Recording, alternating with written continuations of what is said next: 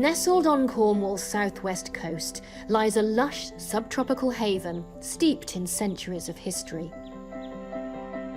Managed by the Trebah Trust, this 26-acre paradise invites visitors to stroll through living plant archives year-round. From towering gunnera in summer to ancient rhododendrons and china blue hydrangeas lasting right through until autumn, each season paints a unique picture. Even on the brink of spring, it's a magical time to visit.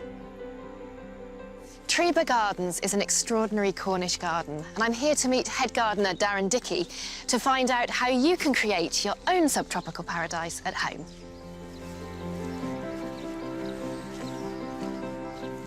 Darren, hello. Hey, Camilla. How are you? I'm well, thank you. You? Nice to meet you. Good. So tell me a little bit about the gardens.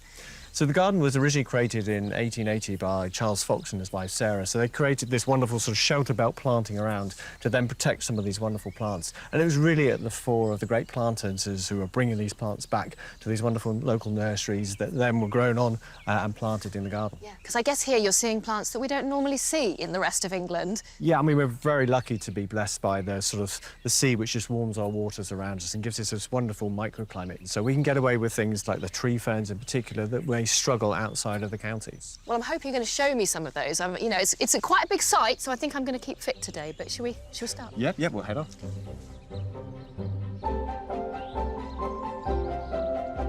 Trebah is home to a valley of hydrangeas.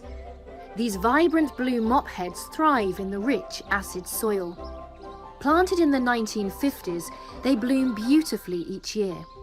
But from early spring, it takes Darren and his team 3 weeks to prune them all, to ensure their large flower heads continue to make a reappearance. So somebody has been very busy here. Yeah, I mean, we've got quite an extensive collection, so we've got around about 2 acres, mostly blue hydrangea macrophylla, so it does take quite a while. That's a lot of hydrangeas. It is indeed. It takes a lot of work. But talking about work, how did you get started in your career in horticulture? I was very fortunate. We moved down to Cornwall when I was 10, along with my grandparents on a working farm. And because obviously my grandparents were retired, I used to spend a lot of time with my granddad in particular. In the garden. It's often the way, isn't it? You learn from your grandparents, and obviously your grandfather was a huge influence on you. What happened next? Where did you go from there? So really, I sort of continued my sort of love of horticulture, really after school, weekends, working in a local nursery. And then I worked for a landscaper for 3 years, which really gave me a good grounding in different types of horticulture. And how long have you been here for? So I've been at Trebah now since 1991, so That's a long time. It seems like only yesterday, but it is quite a while. I know, but I'm very fortunate because I worked under some extremely good head gardeners that gave me the confidence and the skills to take on the role in 2002 when I was offered the position. Well, it's certainly an office with a view.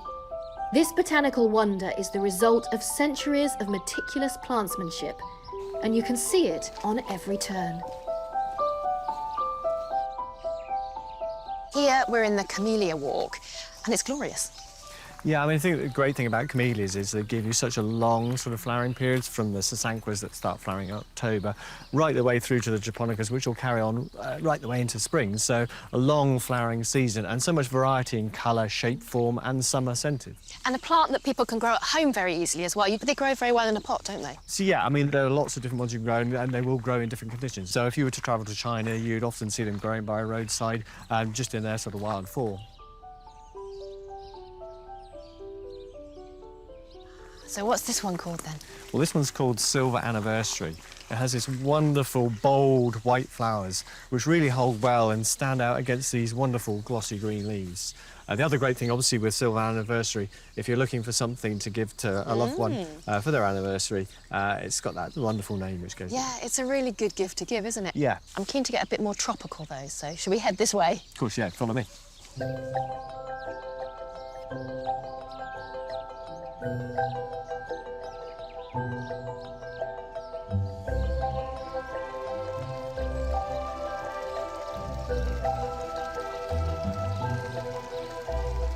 Here we have a little bit more of a taste of the exotic. Yeah, it feels really jungly, surrounded by these giant tree ferns.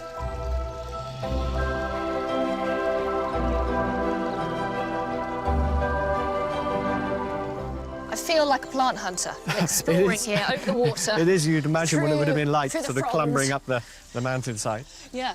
Oh, it feels gorgeous, doesn't it? Yeah. There's quite a bit of history to the tree ferns of Trebah. Originally, there was a shipment of tree fern trunks came in 1818 to Falmouth docks. They were brought in as ballast on the ship. And the story goes, when they unloaded them from the hold, they found that they had actually started to grow and produce the fronds, obviously a long journey over from Australia. So they then share them out to the sort of wealthy landowners, and then they planted them in the gardens, because basically this whole stem is roots. So you can literally just chop them off, put them in the ground, and away you go. Now, of course, the great thing about that these days is that people can buy them in and skip a few generations. If you think about it, a tree fern takes around about 10 years to grow every foot. So if you can buy them in already sort of 3 or 4 foot in height, you've saved 30, 40 years. They're good to go, and then they're in your garden. But these are absolutely glorious. I bet they've got some stories to tell. I would imagine they've seen an awful lot go on, not just here, but obviously from their origins in Australia. Yeah. So if somebody at home wanted to get that kind of jungle feel of a garden, which is all the craze at the moment, isn't it? People are more and more wanting that style. Good starting point?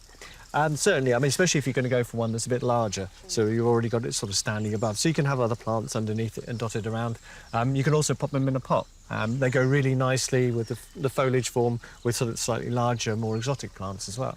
And what are some of those other plants that you could use? You could introduce some sort of bulbs and things that will do well underneath to create a bit of sort of lower level interest. And then other sort of foliage forms, obviously things like bananas go really well with them. And obviously the classic Trachycarpus, the big Chusan palm, which are really good for creating that sort of exotic look in a garden and a really sort of nice sort of statuesque form to them. So a few good key investment plants for structure, and then perhaps a few smaller ones underneath. Maybe some of the aeoniums and things like that I've seen dotted around here. That's a good plant for people to use, maybe. Yeah, I mean, there's all sorts of unusual bits and pieces you can try and challenge Mother Nature. Now, I noticed quite a few bamboo as I've walked around, and they, of course, have glorious colour, don't they? So should we go and have a look at a few? Yeah, follow me.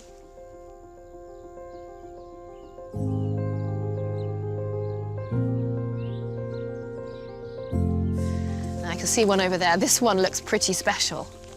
Yeah, what an amazing sight. Yeah, I think that the great thing about bamboos is there's so much variation in form, shape, colour, leaf size, and this is a particularly special one. I love it. It's very tactile, and I want to cuddle it. I want to get inside it. It's sort of, yeah, wow. Yeah, it's a particular favourite of mine. Is this one tropical then? So no, this is actually from a temperate sort of region of China. So a very similar climate to what we have here with the cold. Whereas the one opposite you is actually our only tropical bamboo. It's called the candy stripe bamboo. It has these wonderful coloured stripes in it, so red and yellow stripes. So this one can't cope with the extremes of temperature. So if you got it really cold, it would actually get frosted and damaged. So if you're looking for one that's reliable in a colder climate, you can't beat the hydrangeas. So what you want is a tropical-looking one, like this, that's hardy. That's it, and it gives that wonderful, wonderful display. And the great thing about bamboos is they look good throughout the year. So even in the depths of winter, they're still standing there looking fantastic. And is it good for people to grow in their garden? It's a really good one because it's actually a clump-forming bamboo, so that unlike ones that'll take over yours and next door's, this one will stay fairly compact, so it's really good for that. And also, you can use the canes for your runner beans and other things, so it has other uses. Multi-purpose. Definitely.